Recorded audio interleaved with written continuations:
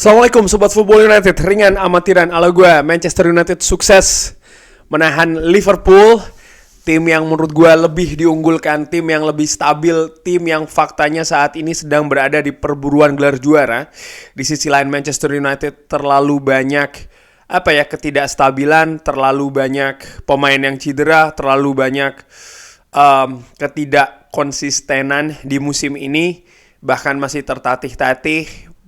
Dan menurut gue peluang untuk bisa berlaga di Eropa musim depan bisa dikatakan selesai. Namun sukses menahan tim yang lebih diunggulkan, intinya Liverpool. Dengan situasi bahkan lini belakang yang compang-camping, tanpa bek kiri murni, hanya memiliki satu bek tengah senior yaitu adalah Harry Maguire. Juga bagaimana lini depan menurut gue juga cenderung bermasalah ya selama beberapa pertandingan terakhir. Artinya dari sisi peluang dan juga pemanfaatan peluang tersebut untuk bisa jadi gol. Sedang banyak situasi yang tidak positif mungkin ya, kesimpulannya demikian. Situasi dengan pelatih juga yang kabarnya masih simpang siur. Banyak ketidakstabilan sih menurut gue di Manchester United menghadapi laga tadi. Dan sesuai juga dengan perkiraan bagaimana akhirnya Liverpool mampu unggul duluan 1-0 di babak pertama, bahkan mendominasi jalannya pertandingan. 15 shot kalau tidak salah, sementara Manchester United nothing, zero. Ini menunjukkan memang bagaimana kelas dari Liverpool ini di atas Manchester United, dan kalau kita melihat beberapa musim ke belakang pun juga demikian. Di review gue sebutkan, gue melihat pertandingan tadi itu dan juga hasilnya somehow itu membuat gue buat gue sih, gue bisa menerima hasil tersebut, bahkan membuat gue happy. Kenapa? Gue bukan melihat, mungkin ada beberapa komentar mengatakan ya klub sebesar Manchester United hanya seri saja seneng bang, yang benar aja lu fans Manchester, fans macam apa seperti itu. Dari sisi kalau membandingkan soal masalah raihan klub secara keseluruhan ya, Manchester United klub besar, Liverpool pun juga demikian, bahkan ini dua teratas. Tapi kalau kita lihat lebih detail, paling tidak selama 5 tahun ke belakang ataupun 10 tahun ke belakang, Manchester United itu jauh tertinggal. Dan kalau kita kecilkan lagi 2 musim ke belakang saja atau 3 musim ke belakang saja, Manchester United itu juga tertinggal dengan Liverpool. Bahwa Liverpool dan juga Manchester City selama mungkin 5 musim terakhir ini merupakan 2 tim teratas di Liga Inggris, baik itu di kompetisi domestik maupun juga di kompetisi Eropa. Dan kalau kita detailkan lagi musim ini, Manchester United ini gapnya terlalu jauh dengan Liverpool. Sehingga mungkin hasil seri ini mengecewakan, karena satu-satunya hal yang buat gue kecewa tadi adalah karena Manchester United sudah menggenggam sebenarnya 3 poin dan lagi-lagi lepas. Tapi sekali lagi, dari bagaimana mereka merubah situasi dari babak pertama ke babak kedua, lalu mereka juga sempat unggul dan akhirnya mampu menahan. Bahkan musim ini mereka tidak bisa dikalahkan oleh Liverpool. Sekali lagi, Liverpool ini tim yang lebih digdaya menurut gue ya, faktanya demikian. Tapi tidak mampu menaklukkan Manchester United, baik itu di kandang mereka sendiri dan juga ketika mereka away ke Old Trafford. Menurut gue ini merupakan catatan yang bagus. Bahkan secara spesifik, kalau dilihat pertandingan, sekali lagi ya, jangan disalahkan loh ya, jangan diartikan yang terlalu luas, enggak. Kalau ditinjau dari hasil, sekali lagi dari hasil ya, musim lalu menghadapi Liverpool dan juga musim ini menghadapi Liverpool, menurut gue dari situ, sekali lagi ini gue ulangi lagi ya, karena sering dibawa kemana-mana. Dari sisi hasil ada peningkatan ya kan. Musim lalu kalah 7-0, menang 2-1. Musim ini berhasil menahan 0-0 di Old Trafford, di Anfield, menang 4-3 di FA Cup quarter final, bahkan mampu menyingkirkan Liverpool di quarter final tersebut, dan menahan 2-2 di Old Trafford di Premier League, di mana Liverpool ini sangat butuh kemenangan untuk bisa terus menjaga asa mereka memenangkan Premier League. Jadi ini merupakan menurut gue ya ada campurannya ya, happy karena mampu mengimbangi dengan situasi gap yang sebenarnya terlalu besar, dan tapi di sisi lain ya sangat disayangkan, sudah 3 poin tapi gagal untuk diamankan. Lagi-lagi demikian. Oke, seperti biasa, gue akan ke wawancara Erik ten Hag. Erik ten Hag pun judulnya dari Man United adalah perasaan yang bercampur setelah draw menghadapi Liverpool. Erik ten Hag memberikan komentarnya terkait dengan pertandingan yang menghibur 2-2 Manchester United menghadapi Liverpool di Premier League. Manajer ataupun bos dari Manchester United ini bangga dengan performa Manchester United atau para pemainnya di babak kedua, dan bahkan sempat mengungguli tim dari Merseyside yang sedang berada di perburuan gelar juara. Nih disinggung lagi di Man United, sama menurut gue. Ini coba yang satu sudah tercecer, hampir tidak mungkin lolos ke Champions League atau ke Eropa musim depan. Yang satu sedang dalam perburuan gelar juara, tapi yang di bawah ini mampu menahan yang di atas. Ya melalui gol yang cantik dari Bruno Fernandes dan juga Kobbie Mainoo setelah tertinggal oleh gol dari Luis Diaz. Tapi ada penalti yang diakibatkan oleh Aaron Wan-Bissaka, dan ini merupakan penalti ketiga yang diberikan kepada lawan ya di 2 pertandingan terakhir. Dan akhirnya Mohamed Salah ini menyelamatkan sebuah poin ya dari untuk sisi dari Jurgen Klopp yang akan meninggalkan klub di musim panas ini. Jadi Jurgen Klopp akan meninggalkan Liverpool di musim ini dengan catatan ya dia tidak bisa menghadapi Manchester United, atau dia tidak bisa menundukkan Erik ten Hag dengan sebenarnya skuad dari Erik ten Hag yang sangat compang-camping sebenarnya. Oke, bahkan sebelum gua masuk ke yang lainnya, ini lini belakang Manchester United ini adalah kombinasi ke-26 sepanjang musim ini, karena memang terlalu banyaknya pemain yang cedera dan itu secara berganti-ganti. Oke, perasaan yang bercampur. Mungkin Anda mendengar atau Anda ada di dressing room, tapi ini adalah apa yang saya katakan kepada para pemain.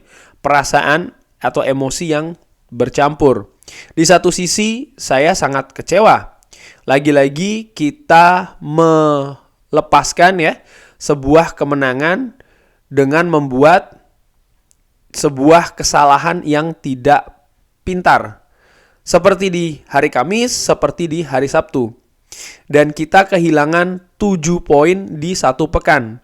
Di mana seharusnya kita bisa mendapatkan 9 poin. Ini membuat perbedaan yang sangat besar.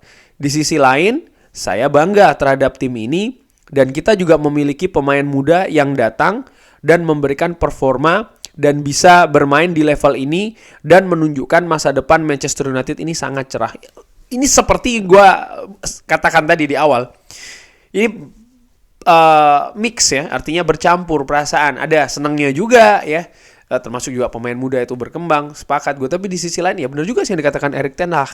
Manchester United ini melepaskan keunggulan 3 pertandingan beruntun, menghadapi Brentford, Chelsea, dan sekarang juga menghadapi Liverpool, di mana ya kalau di total seandainya bisa menjaga kemenangan tersebut, tentu saja poin yang diraih lebih banyak ya, tapi ini hal yang harus diperbaiki. Manchester United menunjukkan ketangguhan. Anda melihat Liverpool ini mendominasi permainan, tapi kita tetap terus berada di pertandingan.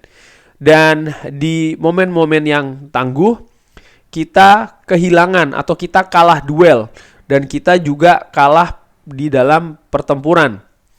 Tapi ketangguhan dan juga kualitas, bagaimana kita bermain dan cara kita bermain di dalam dan tanpa possession. Dan juga bagaimana kita berorganisasi. Ini menunjukkan bagaimana kita bermain di sana secara bersama-sama.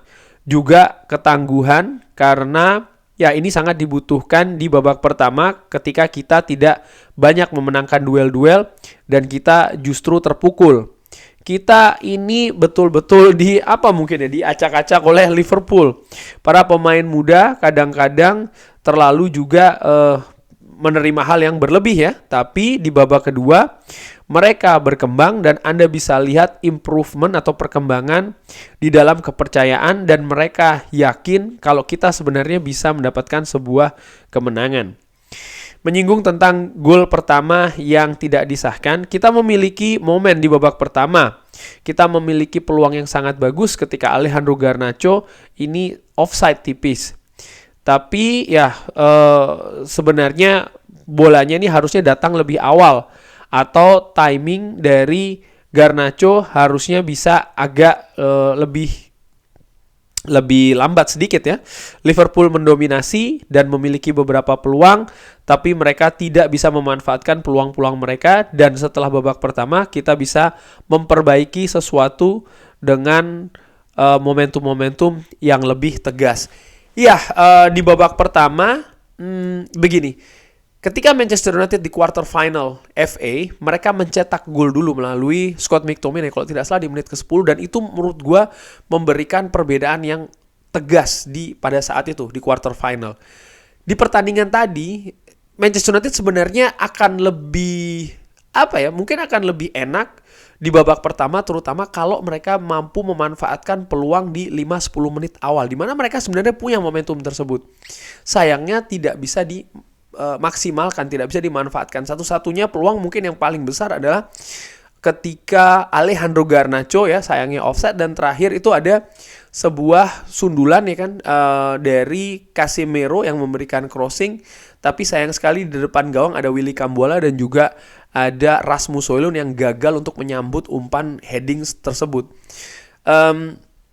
Dan menurut gue bagaimana Manchester United bisa bangkit dari ketertinggalan yang menghadapi Liverpool, by the way, ini juga merupakan kredit, tapi sekali lagi sayang gagal untuk diamankan sampai dengan peluit akhir ya. Belajar dari kesalahan-kesalahan. Tentu saja kita membutuhkan sebuah momen ketika kita harusnya bisa mengambil keuntungan dari kesalahan para pemain Liverpool.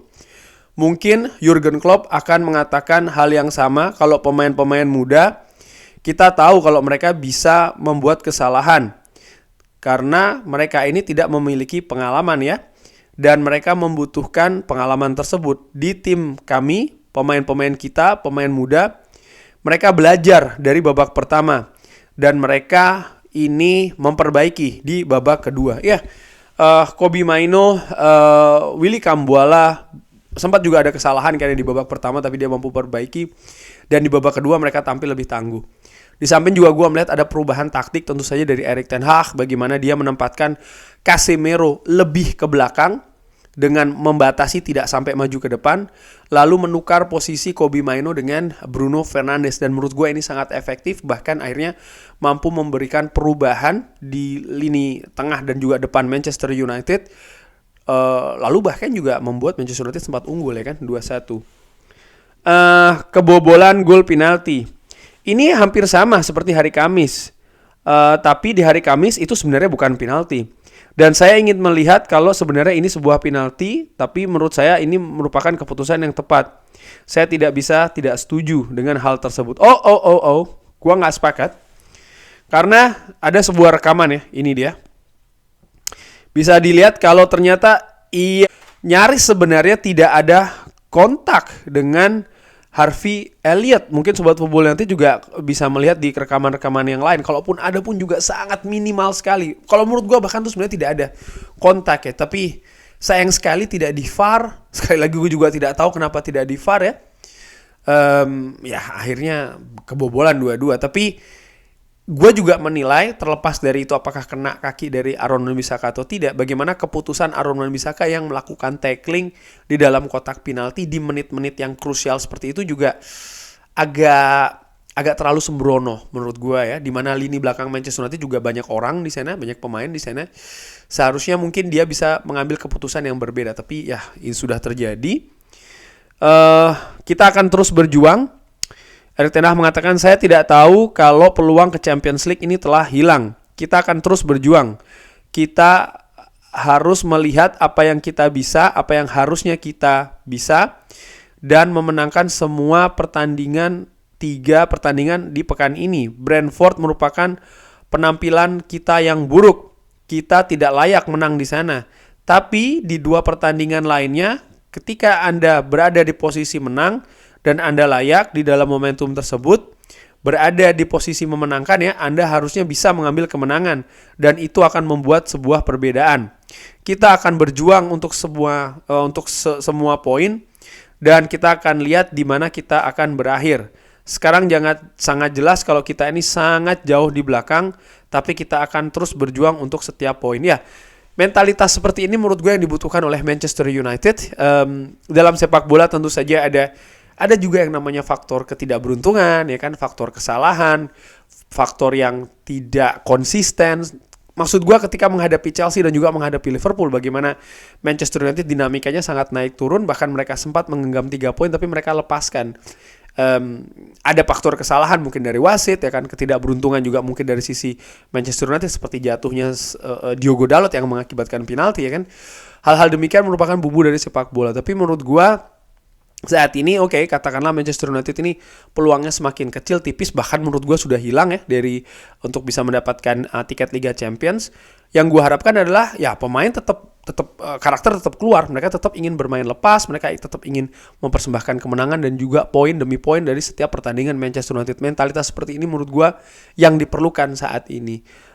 Karena dari sisi teknis ya Manchester United ini sangat compang-camping, banyak pemain cedera, banyak pemain yang mungkin baru kembali lagi dari cedera dan belum bisa langsung tune in, sementara intensitas kompetisi ini sudah sangat ketat, tekanan juga sangat tinggi, dan ini menurut gue bukan situasi yang ideal bagi ya pemain yang baru bergabung di Manchester United, artinya pemain-pemain yang cedera itu tadi ya.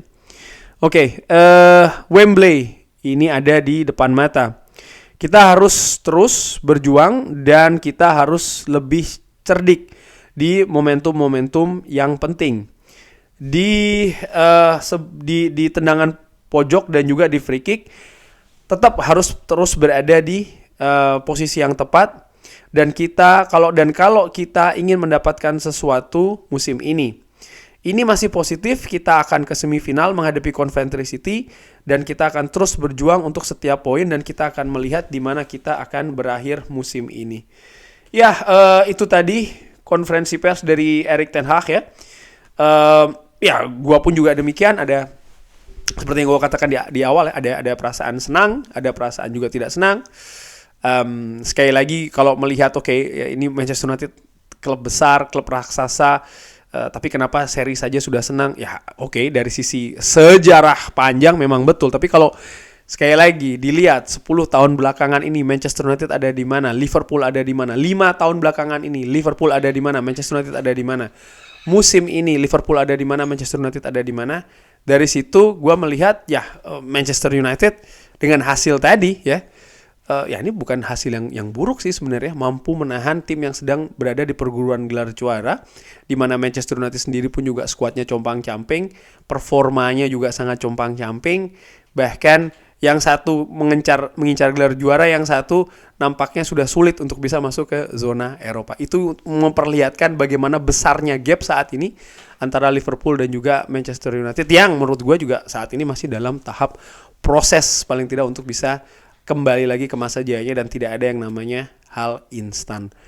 Kurang lebih demikian, terima kasih sudah menyaksikan. Jangan lupa like, subscribe. Wassalamualaikum warahmatullahi wabarakatuh. Thank you.